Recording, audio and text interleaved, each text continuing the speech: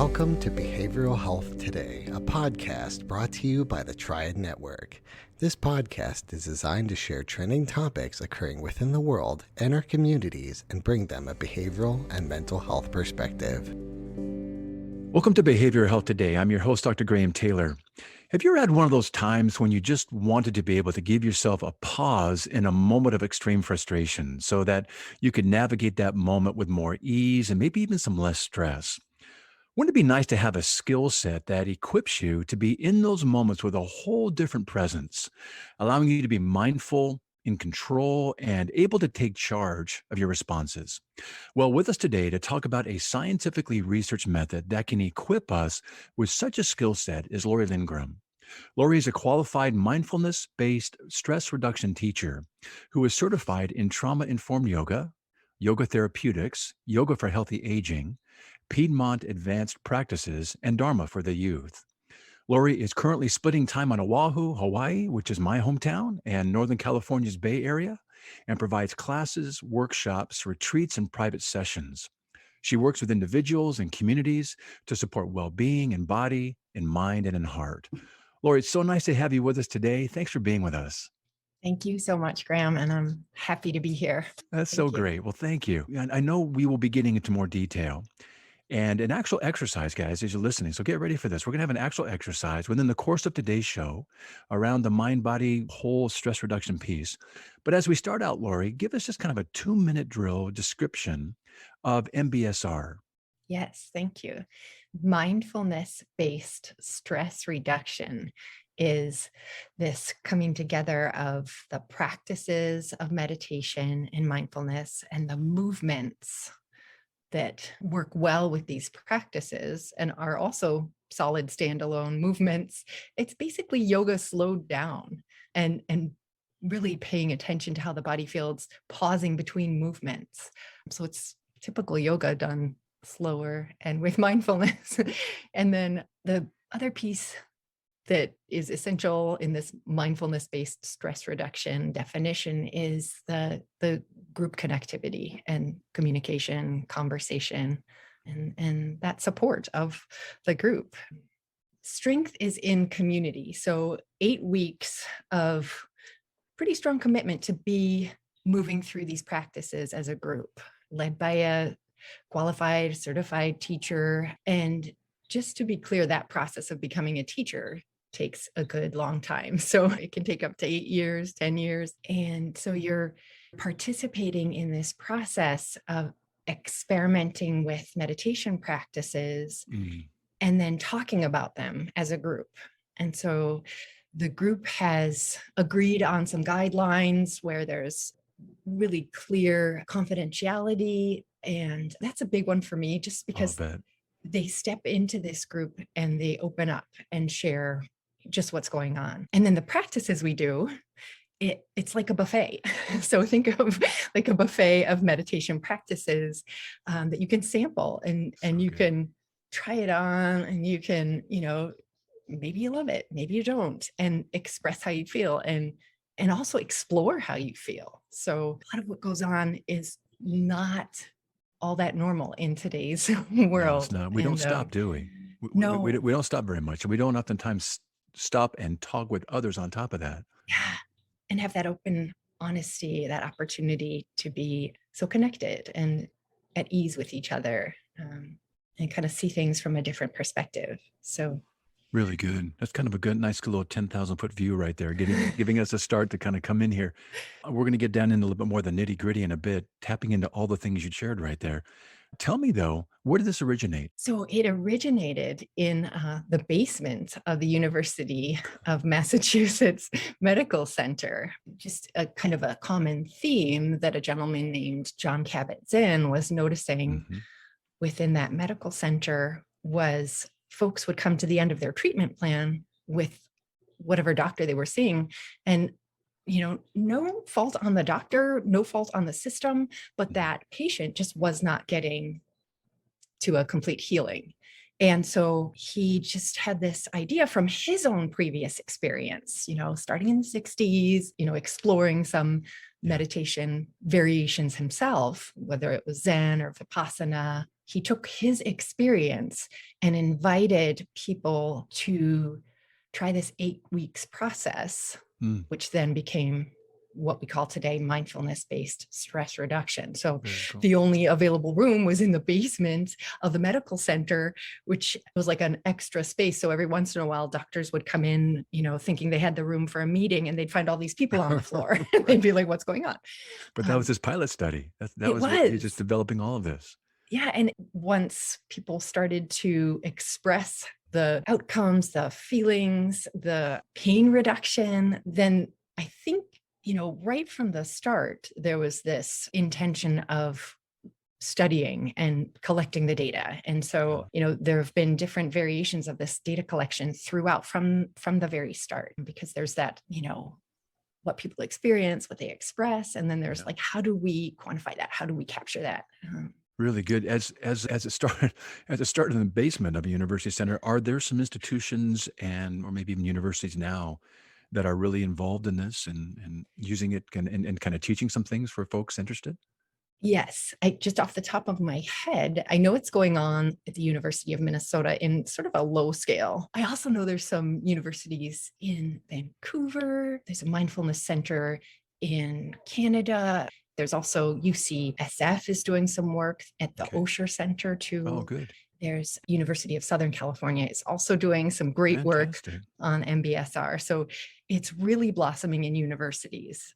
In our pre-talk too, you were talking about Brown being part of kind of set of things with this MBSR. Yes. So Brown has now taken over. It started at University of Massachusetts and then was moved to Brown University just within the past few years, about 3 years ago. And now Brown has embraced, and the practices have been evolving in many ways. I'm thinking of one in particular in the mindfulness-based childbirth and parenting. So MBCP is happening. One of my colleagues in Minnesota is doing a great job with that. And within the midwife, she's at the Mayo Clinic in Rochester doing some great work. That is very there. good. Skinner. That's very cool. Very cool. Yeah. Well, you're talking about this type of instruction and this training. Let's go from that 10,000 foot view and kind of get into the weeds a little bit. You're talking about the instruction is around increasing mindfulness, and it's actually an experiential process, isn't it? Actually teaching folks to train their attention to achieve really a mental state of calm, concentration, and positive emotions. And this is developed through meditation and also movement, as well as some home practices we're going to talk about a little bit later. But this meditation and movement, explain for us the use of meditation, use in this process, as well as how you incorporate movement into teaching mindfulness, would you? Sure. So using the meditation, it can start so simply. In fact, the first class, we start with an eating meditation. And so throughout the 8 weeks, there are a few kind of common everyday actions that can be used as meditation. So it's a great way to take the mystic, the unattainable, the out of reach, just off the table. It's right there. So it can be practiced eating or walking, but then going a little deeper, even just feeling the breath occur can be useful for folks who are brand new at meditation or have been practicing in different ways. And it's nice to mention that we don't try to control the breath. We don't do anything different with the breath, but it's the noticing of the breath that is helpful for this, what is called an anchor. You can develop like your center of focus or the place where your attention returns to. And the breath, if one chooses to use it, and there are many things that one can choose as an anchor, but the breath is constantly happening. So it's a handy one. So it's a few things. It's a handy way to calm the body, but it's also a handy way to develop our attention and strengthen that muscle. Yes. So a number of things in there are kind of really cool. One is there's no performance-based expectation around this, is there? It's just, I'm going to be present. And, therapy allows the unconscious to be made conscious. So we make the unconscious conscious, and it's becoming more aware of what we do, our interactions and our thoughts, et cetera, so that we can be in that moment differently and choose what we want to do. And you're saying the very same thing here. It's training our attention to be mindful just in the moment, not to alter anything, not to have to do anything, but just be aware of it and kind of trusting that process of awareness. Yes. Yes. And to be alert to what is going on in the moment. Mhm. Exactly. Yeah. What I like about that too is you're inferring that without having to do anything performance based, just the awareness alone can help somebody maybe begin to not just address what's stressful, but maybe even kind of choose what they want to do with it, maybe even decrease it in some way. So you're kind of trusting a process here that's kind of an inherent part of the awareness, isn't it? Yes.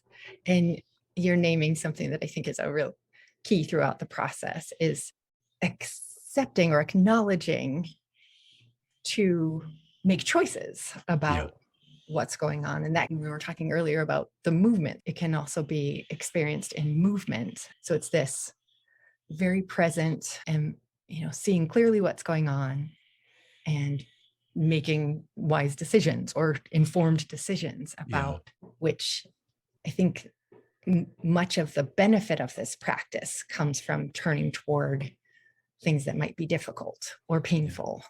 And whether it's societally or a human thing, we tend to do the opposite. So yeah, it's one of the things I've really appreciated and enjoyed about this entire practice, and Yeah. whether it's a movement or What I'm also appreciating is that you're holding up and I think maybe reminding us that the body is a great source of information. And, we're all going like Mach 2 with our hair on fire in life and these manic defenses that we use and our busyness, et cetera. But you're talking about if we can remind ourselves that the body really is a great source of information. And if we get a chance to kind of just stop and do some of the things you're saying, where we can explore maybe the emotion in that moment or what it feels like simply just to breathe or to hold a pose or a position, then we get a chance to maybe notice the beginnings of some responses. And with that identification and detection, we can maybe choose what we want to do next yes, versus in the yes. past where we're just going, and we're not paying attention to what that beginning might be looking like. Yeah. I love that because we get to put a pin in autopilot, like, like just Right. take a moment and just, as you were speaking, I love that part of what you just said. And I love that opportunity that it's our choice. It's our invitation even to pause ourselves or our habit or our autopilot and to know where something lands in the body, or even take a moment to feel where am I feeling that emotion or that feeling might be the very start of that response, and we're kind of catching it and being wise with it and being honoring it, not pushing it away. What you're triggering for me right now, Lori, is I used to do some biofeedback. And Mm, so we got to use, various ways to measure physiological responses, mm, which really are based in the very things you're talking about. And we're able to see the changes that literally are happening from the things you're talking about doing. And what I was taught when I was going through it was that, as a society, as we get busy, as humans, we're taught to recognize pain, but not tension. So the idea that mm, tension builds mm, 1 to 10, and by the time I get to 10, I've got a headache, so I take a Tylenol, but I mm. don't recognize it as it's building. And what you're saying is if we can build an awareness, we can catch these things earlier on, can't we? And we can Yes, intervene early. So early detection, early intervention, and maybe even put a different ending on a very familiar beginning. yes, and even steer it a different direction. Yeah. Yeah. Yeah, that's fascinating. That I'm thinking of this last class. It just ended last week, this last 8 weeks. And one of the participants, who's a very body aware person, was just really excited because she was noticing this pain that she was having. And then she noticed where it started while she was doing dishes one day. She was like, oh, I'm standing in this way, and it's just, it's wonderful that she is a person who generates her own income by movement in the body. And she had used this classwork to dig a little deeper. There are layers that we can go into. And I think even if we think we're pretty solid on what goes on, there are still more layers.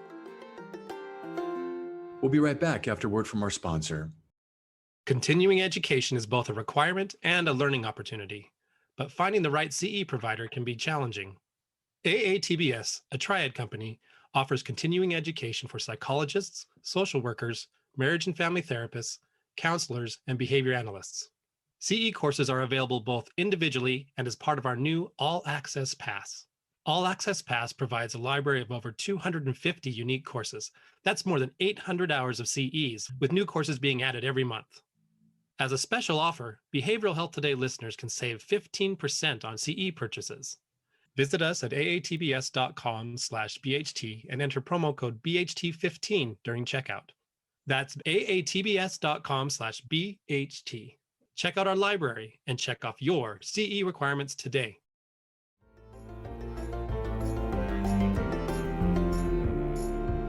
I would love maybe in another show, as our listeners know, and we do a clinician series where we go into kind of here's what happens behind the curtain, if you will, and getting more specific. But I know you're saying that some of these practices include kind of standing and floor yoga. That's part of the movement, walking meditation, mountain meditation, awareness of breath, like you're talking about doing right there. And these are all ways that basically teach us to, and I like what you said earlier, basically strengthening that muscle for attention and being aware. But I'm also, as I stated at the beginning of the show, that MBSR is a scientifically researched method. I mentioned biofeedback. That's just a way of being able to literally measure all the things that you're drawing attention to that are occurring. And I know that from the research, it's consistently demonstrated positive effects for those that are incorporating it into their lives. Psychological scientists have found that mindfulness influences two different stress pathways in our brain. It literally changes brain structures and activity in ranges associated with attention and also emotional regulation. That's phenomenal. Yes. If we can raise our attention and have that emotional muscle and those reins to manage that emotional regulation, that's significant, isn't it? It is. Yeah. And like you're saying, there's just that regulating emotion. And there's also the ability to build and maintain focus, and that our brain structure. Yeah. Like I still get excited because I feel like I'm alive when the thought that we couldn't change our brain structure to when we could change our brain structure has happened. So in our busy days, we can become very myopic in our vision of things. And what you're talking about here with that attentional piece and the emotional regulation to tolerate what we're increasing in terms of our attention, it's almost like we get to kind of open the aperture or get to open the blinders, if you will, of how we're doing life and to be in the world in a very different way, very aware, yes. much more conscious, much more intentional. And to give ourselves that ability, what a cool gift to give to ourselves and encouraging each other. Definitely. From the roots of what instigated this whole MBSR as a practice, it's kind of a story that Jon Kabat-Zinn tells about being in a meditation retreat, maybe Thailand, but he was talking about it was very cold, he was very uncomfortable. And I don't know if you've done a long-term, a day, multi-day silent retreat. There are some agreements that you kind of commit to. He was battling with the pain that he was experiencing, and then knowing he had the option to move. But then one of the things that I appreciate about his story is that it was in that moment he recognized so many people don't have that opportunity. Right. They're in that pain long term. And I think it feels like that's one of those moments that this whole practice kind of is influenced by. What he chose was to stay in it. But what he learned from it was that he could change that relationship, that story that he was relating to about the pain. And he was able to, I think the word used was decouple the emotion and that even that connectivity, that attachment to the pain. And from that gained balance and equanimity with it. The pain itself may not have changed much, but his relationship to it did. I think that's huge. I think in life, ideally, we're not going to only be as good as those things around us are functioning in a way that's pleasing to us. More times than not, we're in life that's fairly challenging. And what you're saying here is that in those moments a challenge. I get to be in those moments, but decouple myself in terms of my own well-being. I might get to be the observer of, I might get to be, involved in, but not necessarily so directly involved in a way that can be hurtful. So I think that's a beautiful way to put this. I'm curious, as you're talking about kind of that aspect, what areas of improvement are you observing in the people's lives that are involved with your MBSR courses? Oh my gosh, so many. I was reading through some of the feedback. So at the end of the course, participants have an opportunity to give feedback, and Yeah. some of it is just, we dialogue in class quite a bit and check in quite a bit. But yeah, some of it's just very surprising. Like the one participant who is a grad student, and it just had a very busy life, but was noticing what she did not need to include in her daily routine, and how Mm. free and full and joyous she felt, just by releasing these, Yeah. non-essentials. Use the word And uncoupling earlier, almost like uncoupling her from whatever she was yeah, carrying. Yeah. yeah, Mhm. just massive amounts of stress. But there is a piece about communicating with others and hearing others' experience and being connected in that way, to have that reminder that I'm not the only one dealing with things like this, That's even right. though the things I'm dealing with are intense Yeah.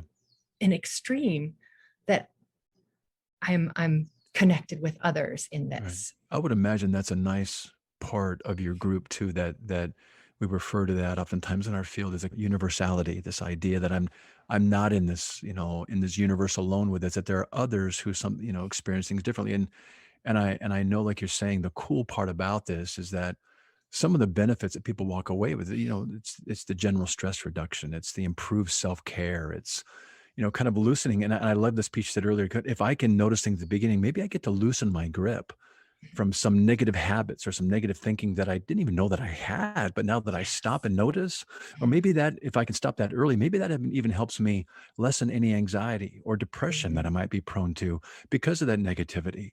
But just a clear overall recognition of my attitude or my mood. What a great set of things to Yeah. see as some great outcomes from this practice that you're talking about here. You reminded me of two things too. Tell me. One is that one of the reflections of a participant said something like, it was like life management, it's just, Yes. it doesn't necessarily have to take anything extra for us to deserve to gather together in such a way. I like that piece. Just the idea around, and I want to actually use that as a segue to Sure. kind of go into the mindfulness-based stress Mhm. reduction and this therapeutic intervention. It involves, as we said at the beginning of the show, a weekly group class Mhm. and daily mindfulness exercises that one practices at home. This is an 8-week course. And Yes. it sounds like, when you're coming into a group and everybody's agreeing with confidentiality and development of trust, that we can all benefit from this. We get to kind of lean into this. Give us just kind of a brief overview of that 8-week period, what they're committing to, what they're doing. Sure. Yeah. So the 8-week period, it starts with about a 90-minute orientation, and everybody gets to meet each other. It's also a great opportunity for the individual to be like, is this what I thought it was? And do I want to do this? And this teacher, does this group and teacher resonate with me? So that first get together is before the first week. And then the first week is when we get to practice, the raisin meditation, or there's an eating meditation, and then talk about the body scan and practice a little bit of the body scan. And that'll be their home practice for the next few weeks, is this recording of a body scan. So their home practice is daily, ideally about 6 of the 7 days each week. And then a person is welcome to do whatever is possible for them, but it's ideal that they get to practice throughout their week, because then they come together that next week and report back. That's when the juicy stuff starts happening. That's right. And people, and they get real and they're honest, which is very appreciated. And they, maybe I didn't like that body scan so much. Do you have a different one? Mhm. And it's great to hear people, have them hear each other, because they're also kind of co-experiencing and co-guiding this Right. this process. And so let's see, I am at a pace that I could take another hour to explain the 8 weeks, so I'll go a little faster. The second and third week, it is really developing that strength within the group. We do one of our home practices, noticing positive experiences. And so these feeling tones of pleasant, unpleasant, and neutral get explored. And so the fourth, fifth, and sixth week are kind of on more difficult experiences and conversations. And then how do we respond? And are there times that we can do that pause and, recognize where we are maybe doing a pattern or a reaction, and that space to update it to a response or a reflection. Really see what is needed for ourselves and for that situation. And there's also a day-long retreat right there after week 6. Usually it's a all-day retreat where people show up, and it's usually 6-7 hours. And we do check in verbally, and then at the end we speak to each other. But between that, the participants are silent, so they get to release that, whether you want to call it an obligation or a expression, that verbalizing. They get to not talk and also not feel that, sometimes it's a little bit much. And that's a source of quite a bit of reflection for people who have not spent a day in silence, but with other people. And then week 7 and 8, we're kind of checking on how do we take all that we've experienced and bring it forward into the practice we'll do for the rest of our lives. Or maybe it's just the practice we'll do for now, knowing what practice feels like and what do we want to take forward. So really good. People leave with resources, they leave with whatever amount of connectivity they would like, and they have kind of their own set of tools to continue to explore. And maybe they have a rhythm that they like. Maybe they've discovered a time of day or 2 times a day that they like to practice. And, there's the movement, whether they like to do it before they meditate or, it ends up being their own practice. Really good. What you're talking about, there are practices in this, like we talked about earlier, the meditative piece, the body movement, and all the different, like you said, buffet of things that can be done and people can incorporate. And practitioners listening to the show will know this, but for the layperson, I can't tell you how the benefit of being a part of a group and what just begins to emerge in those groups that are safe and have confidentiality. And it's, kind of what goes on in the group stays in the group. And I know that that's what you guys focus really intently on. And just the things that can emerge in our own growth from having ourselves be a part of a larger group of people. And it's just really tremendous. I run a couple of groups ongoing right now. And I can't tell you the growth that people make. Individual therapy is good, couples therapy is good, all good. But growth made in a group is really quite unique. And as you're talking about this, I wonder before we close, and I mentioned this at the very beginning of our talk, can you take us through maybe like a minute 30, just before we wind down for today, maybe 2-minute max, kind of a demonstration, or maybe just something to kind of give us something we could practice as we walk away from the show today? Okay, sure. That sounds great. Walk I us will through do it. a mini nutshell. All right. So what we could do is, even right where you are, is settle the sitting bones into the chair. So we could do a mini sample of movement and a little bit of a body scan. So Okay, Peter, I'm going to do mine, you do yours, and we'll be good. Peter's our director here, so we're gonna follow you. Go ahead, Laurie. Wonderful. Thank you. And just feeling where and how your feet meet with the floor, and, settling in. Is there a opportunity to find maybe 10% more ease or comfort? Maybe it's rolling the shoulders up, back, and down. And if you like, stretching your arms down, out, and up to whatever height feels right now.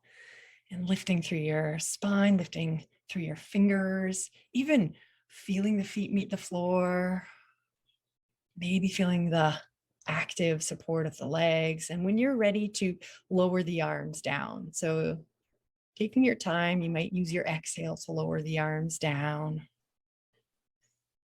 And once your arms lower all the way down, you can either rest them by the sides of your body or your hips, or you could rest your hands on your thighs, but just noticing any sensations from what you've just done. And maybe pausing for a moment to feel any response within your body. Maybe there's heat, maybe there's a tingling, maybe there's no sensation whatsoever. It's all welcome.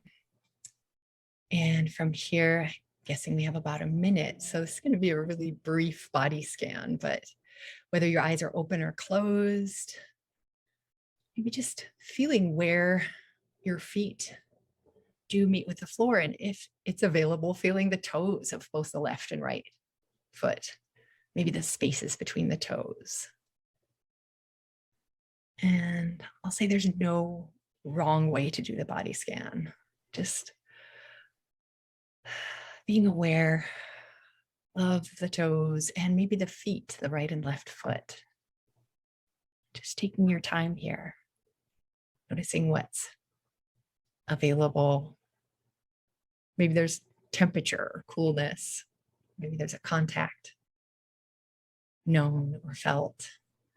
And then with your awareness moving up through the heels and the ankles of both the left and right leg, and on up into the lower legs, both the front and the back. Any sensation here. And through to the knees, and then the upper legs, and into the hip joints. So now noticing the entire right leg and left leg. What is to be known here?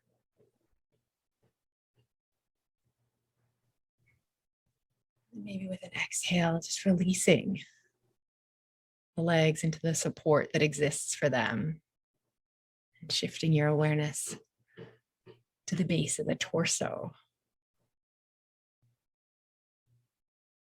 And moving from the base of the torso to the middle and to the upper torso. The organs that make breathing and knowing possible.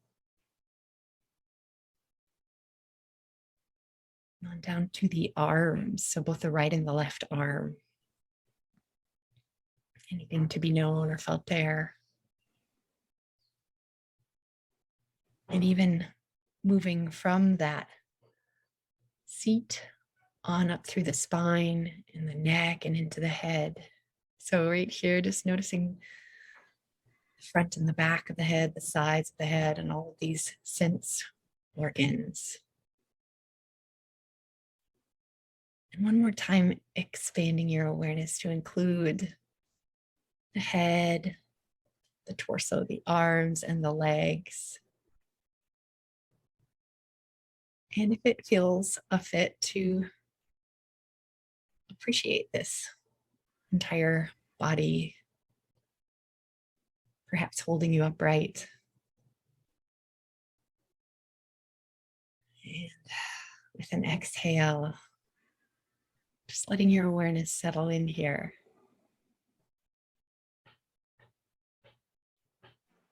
And with that appreciation, might even congratulate yourself for this mini practice. Really good. Paying attention Really good. to this body. That was the quickest body scan I've ever. I think that's really good. I think Peter might have gone to sleep right there. Peter, still with Okay. us there? All right. Don't log off the show yet. No, it's really good. I think what you're giving us there is kind of a glimpse into just how we get to stop and pause for a moment, just to kind of turn within, and how sometimes we're going so busily that we don't notice the things that we might feel. I had to adjust a little bit now that you brought attention to something. I had some tension in an area, and Yeah. I got to shift just a little bit, like the lady who was doing her dishes, and she recognized the pain given the way that she was standing. So I like the idea of just stopping. So I appreciate you walking through that. Hey, I know we're kind of turning the corner on our time here today, but if you would, as we close, Laurie, give us some resources so folks can learn more about MBSR. Sure, yes. Brown University, you mentioned, Center for Mindfulness. And then my website, it's new, it's evolving, but mymbsr.com. So it's mymbsr.com. Really good. The experiences and the classes, just we continue to generate knowledge. This group of folks who I'm moving through and into teaching MBSR right now are pretty amazing. So I may send some links for the MB MindCP, the Mindfulness-Based Childbirth and Parenting. I really like that. Yeah, all that we've just spoken about, imagine that gift to parents and children that are yet to be born or on their way. Hey, Lori, just before we wind down, in terms of those listening in and might listen in relatively soon here, when's the next course coming up? Oh, thank you for asking. It's January 6th is our next course. We just completed one, so we're already welcoming participants and getting it set to start. Yeah, it's an evening class for most folks in the US. It's kind of an afternoon class for those of us on an island. So, Lori, those that would be interested, can they go to the resource that you gave us, mymbsr.com, to find out more about that? Exactly. Yes. Wonderful. Guys, if you're interested in that class, it's www.mymbsr.com. And the class will be listed there, and you can get in touch with Lori and talk about signing up. Yeah. Well, Lori, hey, thank you so much for being with us today, for sharing this practice that you're doing and its application in a number of ways, and also the benefits that are gained from it. It's been great to have you on the show and great to be with you. Thank you. My honor. It's been wonderful to chat with you, and I really appreciate your time and sharing this. Great to have you here. Hey, I also want to thank you, our listeners, for joining Lori and me today. I always appreciate you being with us. And I want to remind you that this episode and its resources that Lori has for us and all our other shows can be found on our webpage at triadhq.com/BHT. So go check out our webpage. It's a great place, a lot of resources, triadhq.com/BHT, and explore our archives of podcasts and resource materials. Thanks again for being with us on this show, and we will look forward to having you back with us next time on Behavioral Health Today. We appreciate all the support from our community, and if you like our show, one of the best ways you can support it is by giving us a 5-star rating and leaving a review. Behavioral Health Today is a podcast part of the Tribe Network, all rights reserved.